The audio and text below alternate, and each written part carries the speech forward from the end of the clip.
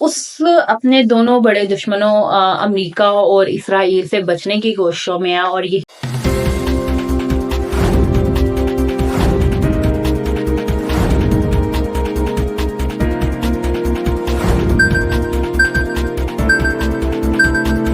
अस्सलाम वालेकुम नाज़रीन, कैसे हैं सब लोग? ठीक ठाक होंगे आपकी दुआओं से। मैं भी ठीक ठाक हूँ। तो आज न्यूज़ ऑफ द वर्ल्ड में एक और खबर के साथ हाजिर हुए हैं। वो खबर कुछ इस तरह की है कि आप लोग जानकर खुद हैरान रह जाएंगे। जो आज मैं आपको इस वीडियो में बताने लगी हूँ, आपने ये वीडियो एंड तक लाजमी देखनी है और इस वीडियो में जानना है कि मैं आपको किस चीज़ के बारे में जानकारी देने लगी हूँ।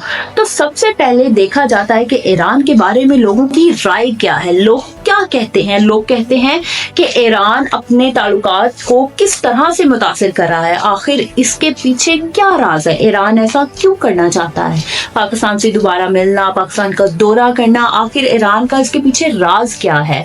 इस सब की वजूहात के पीछे ईरान करना क्या चाहता है, ईरान दुनिया को अपने बारे में बताना क्या चाहता है। जैसे कि वो पहले एक ताकतवर मुल्क था दुनिया की नजरों में, लोगों की नजरों में, अब वो दोबारा उभर के सामने क्यों आना चाह रहा है ईरान, आखिर ईरान चाहता क्या है। हम इस वीडियो में इस ईरान के बारे में थोड़ी सी रोशनी डालेंगे कि ईरान अपने सदी से लेकर अब तक दुनिया में किस तरह तरक्की कर रहा है और किस तरह आगे बढ़ने की कोशिश कर रहा है और उसके दुश्मन कौन है, तासिर मुल्क कैसे रहा है और ताकतवर कैसे बना। तो सबसे पहले जो उसकी 5 वजूहात मैं आपको बताऊंगी, जिसमें सबसे पहली वजूहात ये है शानदार माजी था ईरान का। शानदार माजी, लोगों का कहना है कि माजी में उसका जो मुल्क की तरक्की थी, मुल्क के बारे में लोग जो उधर हुकूमत कर रहे थे, हुक्मरान थे, ईच एंड एवरीथिंग, उसके बारे में अवाम की क्या राय है। इसकी 5 वजूहात हैं और इसकी पहली वजूहात मैं आपको बता चुकी हूँ, जैसे कि ईरान का शानदार माजी, और दूसरा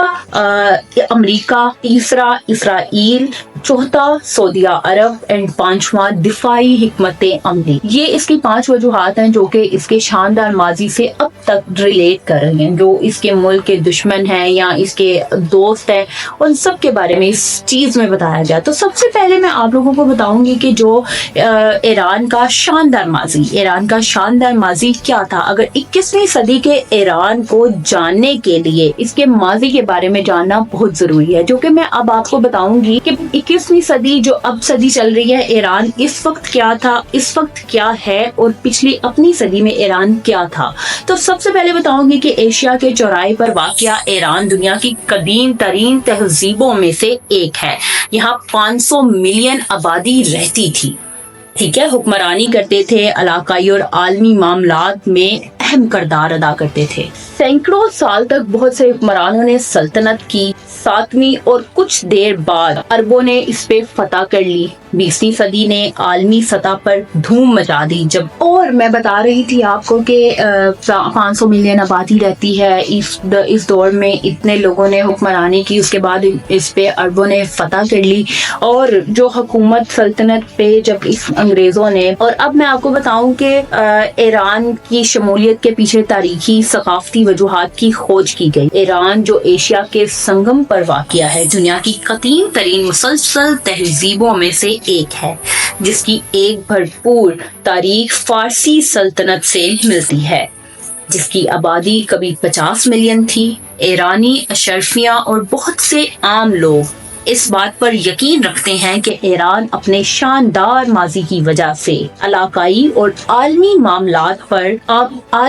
मामलात में अहम किरदार अदा करने का मुस्तहिक है। तनाज़ात में ईरान के मुलव्विस होने की पहली वजह इसका तारीखी और सकाफती फख्र है। मुल्क की तारीख में यक बाद दीगर सल्तनतों का एक सिलसिला शामिल है, जिन्होंने सैकड़ों साल तक ईरानी सतह पर मुर्तफक पर हुकूमत की। जिसके बाद 7वीं सदी में मुस्लिम अरब फतह हुई। 7वीं सदी में अरब ने फतह कर ली ईरान पर, जिसके बाद 7वीं सदी में मुस्लिम अरब फतह थी। 20वीं सदी के अवलीन में ईरान ने आलमी सतह पर इस वक्त तहलका मचा दिया जब अंग्रेजों ने तेल दरियाफ्त किया। 20वीं सदी में जब ये तेल दरियाफ्त हुआ तो ईरानियों ने तहलका मचा दिया, जिसके नतीजे में एंगुलो ईरानी ऑयल कंपनी कायम की हुई। एक कंपनी कायम हुई जब ये तेल दरियाफ्त हुआ, तो एक कंपनी कायम की गई। जो ऑयल कंपनी बनाई गई उसका नाम एंग्लो ऑयल कंपनी रखा गया। ٹھیک ہے. اور اس کے بعد دیکھتے ہیں تو برطانوی اثرات نمایاں ہوا. دوسری وجہ 1969 کو مغربی طاقتوں کے ساتھ اتحاد سے یکسر ٹوٹتے دیکھا. رہبر انقلاب آیت اللہ روح اللہ خمینی نے اپنے سیاسی عزائم کو ظاہر کرنے میں بہت کم وقت ضائع کیا. انہوں نے بتایا کہ ایران کا جو ماضی تھا وہ شاندار ماضی یہ تھا اس کا, اور اس کے لحاظ سے اگر اب 21ویں صدی کا ماضی دیکھا جائے تو بہت ہی ایران آگے بھی نکل چکا ہے. اب دوسری بات کر لیتے ہیں کہ ان سب کی 5 وجوہات جو ہیں وہ یہ ہیں. اب پہلی تو ڈسکس ہو گئی ہے, اب اس میں ہم لوگ بات کریں گے دوسری وجوہات کے بارے میں. دوسری وجوہات امریکہ ہے. امریکہ وہ ملک ہے جسے ایران کو ہر وقت خطرہ رہتا ہے. وہ اپنے ملک کا سب سے بڑا دشمن امریکہ کو سمجھتا ہے. تو امریکہ کے بارے میں جان لیتے ہیں. امریکہ کے بارے میں آپ کو بتاؤں گی کہ امریکہ نے ایران پر روس کو ہتھیار بیچنے کا الزام بھی لگایا کہ ایران جو ہے وہ روس کو ہتھیار دیتا ہے. وہ یہ الزام تھا ان کی طرف سے, اور ایران ہتھیار دیتا تھا. اس کے بعد دیکھا جائے کہ ہجوم کے مرگ بر امریکی, مرگ بر شاہ, مرگ بر کارٹر کے نعروں نے ایران اور امریکہ کے تعلقات میں ایک اہم موڑ کا نشان لگایا. اس انقلاب کے نتیجے میں بین الاقوامی پابندیاں لگیں, یعنی دونوں کے درمیان تنازع اتنا زیادہ ہو گیا کہ دونوں ایک دوسرے کے دشمن بن گئے. کئی دہائیوں کے دوران ایران اور امریکہ کے درمیان تشدد کے متحد بھڑک اٹھے. 1979 میں تہران میں امریکی سفارت خانے پر دھاوا بولنا. دونوں ممالک کے درمیان تنازع اتنا ہو گیا کہ 2020 میں امریکہ کے ہاتھوں با اثر ایرانی جنرل قاسم سلیمانی کا قتل بھی کر دیا گیا.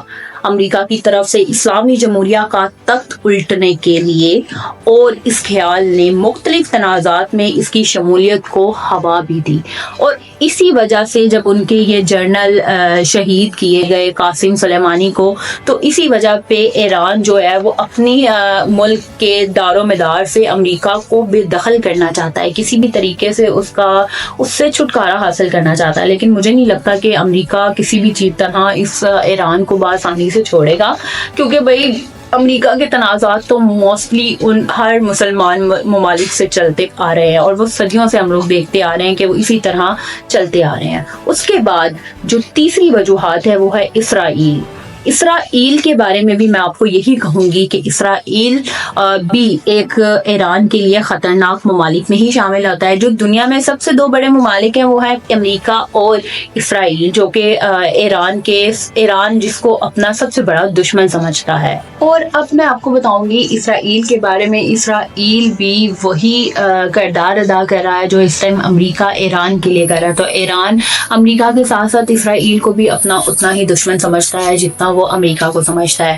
تو مشرقی وسط میں ایرانی اسلو گروپ کے ساتھ اتحاد کی شکل میں ہے, جیسے کہ جسے پروکسی کے نام سے بھی جانا جاتا ہے. غزہ میں حماس, لبنان میں حزب اللہ, یمن, عراق اور بحرین میں مسلمان کے گروہ شامل ہیں. مغربی ممالک انہیں دہشت گرد سمجھتے ہیں, یعنی کہ ان کو لگتا ہے کہ مسلمان جو ان شہروں میں رہ رہے ہیں وہ دہشت گرد ہیں. یہ کن کو لگتا ہے کہ امریکہ کے لوگوں کو, اسرائیل کے لوگوں کو لگتا ہے کہ یہ جو مسلمان ہیں یہ ہمارے لیے مشکل کا باعث بنیں گے, دہشت گرد کہلائیں گے, مطلب وہ یہ سین کریٹ کرنا چاہتے ہیں. اور دیکھا جائے تو 7 اکتوبر کو 2023 میں حماس کے اکثریت پسند لوگوں نے اسرائیل پر حملہ کیا, جس میں ان کے 1200 بندے جو تھے وہ ہلاک ہوئے, افراد جو تھے وہ ہلاک کر دیے گئے, جس میں اسرائیل اور فلسطین کی جنگ کی بڑی وجہ یہ ہے.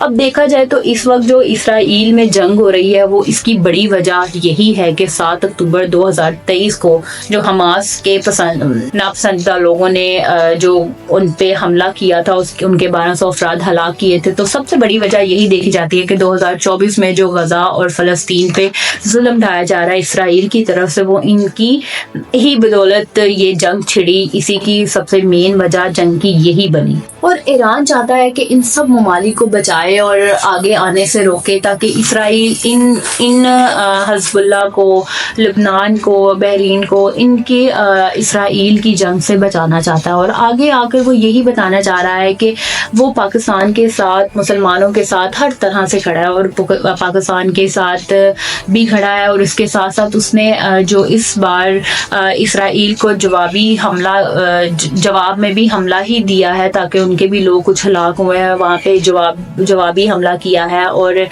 فلسطین کے حق میں بولنے کی کوشش کی ہے، تو اس کا یہی مقصد ہے کہ وہ پاکستان اور مسلمان کے لوگوں کے ساتھ ابھی بھی کھڑا ہے۔ اور اس کے بعد اب اگر چوتھی چیز دیکھی جائے تو وہ چوتھی وجوہات جو ہے وہ یہ ہے کہ سعودی عرب چوتھی وجوہات اس وجہ سے ہے کہ سعودی عرب کے ساتھ بھی ایران کے تنازعات چل رہے ہیں، لیکن دیکھا جائے تو دونوں کے درمیان کوئی ایسی جنگ تو نہیں ہوئی، لیکن پھر بھی ان دونوں کے درمیان جو ہیں وہ تنازعات کنٹینیو ہیں۔ وہ تنازعات اس وجہ سے کنٹینیو ہے کہ دیکھا جائے تو وہ ایک سنی طاقت رکھتی ہے سعودی عرب، اور ایران جو ہے وہ شیعہ طاقت رکھتی ہے، تو دونوں کے درمیان تنازعات ہیں کہ جو مذہبی طور پر ایک دوسرے کے لیے کہے جاتے ہیں، یا وہ اپنے مذہب کو جو سمجھتے ہیں وہ نہیں سمجھتے، یا وہ جو سمجھتے ہیں وہ یہ نہیں سمجھتے، مطلب اس طرح کے تنازعات چل رہے ہیں، اور وہ نہیں چاہتا، سعودی عرب نہیں چاہتا کہ ایران آگے آئے، یا ایران اس بات کو نہیں تسلیم کر پا رہا کہ سعودی عرب کی کسی بھی جو ترقی کے حامل چیزیں بنتی ہیں اس میں رکاوٹ پیدا کرتا ہے۔ مطلب یہ دیکھا جائے تو ایران اس چیز سے بھی آگے نکلنے کی کوشش کر رہا ہے، سعودی عرب سے بھی، اور سعودی عرب سے بھی اس کے تنازعات تو چل رہے ہیں، لیکن ابھی تک کوئی ایسی جنگ نہیں ہے، لیکن ابھی بھی دونوں کے درمیان تنازعات چل رہے ہیں۔ اور اسی کے بعد ہماری پانچویں وجوہات یہ ہے کہ دفاعی حکمت عملی، ایران اس چیز سے اوور آل بچنا چاہتا ہے، اس کی حکمت عملی یہی ہے کہ وہ میزائل کے حملے سے ہی دوسروں پر حملے کر رہا ہے، مطلب کہ وہ دیکھا جائے تو دوسروں پہ نہیں حملے، مسلمان گروہ کو بچانے کی کوشش میں لگا ہوا ہے، اور یہی چاہتا ہے کہ اسرائیل یہ جنگ ختم کر دے، بمباری ختم کر دے، اور وہ یہی چاہتا ہے کہ ایران جو ہے مسلمان لوگوں کی مدد بھی کرے۔ اس اپنے دونوں بڑے دشمنوں امریکہ اور اسرائیل سے بچنے کی کوششوں میں ہے، اور یہ وقت ہر مسلمان کمیونٹی کے ساتھ ملنے کا اس کا یہی ایک ارادہ ہے کہ وہ اسرائیل کے چنگل سے فلسطین کو، غزہ کو بچا سکے، کیونکہ بہت زیادہ تباہی ہو گئی ہے۔ جو 7 اکتوبر کو حماس نے اسرائیل پر حملہ کیا تھا، اس میں تو صرف 1200 افراد جاں بحق ہوئے تھے، لیکن اسرائیل نے جو حملہ کیا، جو میزائل استعمال کیے ہیں، غزہ اور فلسطین فل آف تباہ ہو چکا ہے، اور ایران اس وقت یہی چاہتا ہے کہ اگر یہ تباہی ہوئی ہے تو اس کو ریکور بھی کیا جائے، اس کو بنایا بھی جائے، اور ان مسلمان بھائیوں کے ساتھ کھڑا بھی ہوا جائے، لیکن امریکہ اور اسرائیل کو یہ بات ہضم نہیں ہو رہی، اور وہ کسی طریقے سے، لیکن کچھ دن پہلے دیکھا گیا تھا 24 اپریل کو یا کسی بھی ڈیٹ کو، جو میں نے سنا کہ ایران نے جوابی حملے میں میزائل بھیجے ہیں اسرائیل کی طرف، اسرائیل میں بھی دھماکے ہوئے ہیں، حملہ کیا گیا ہے، اور جوابی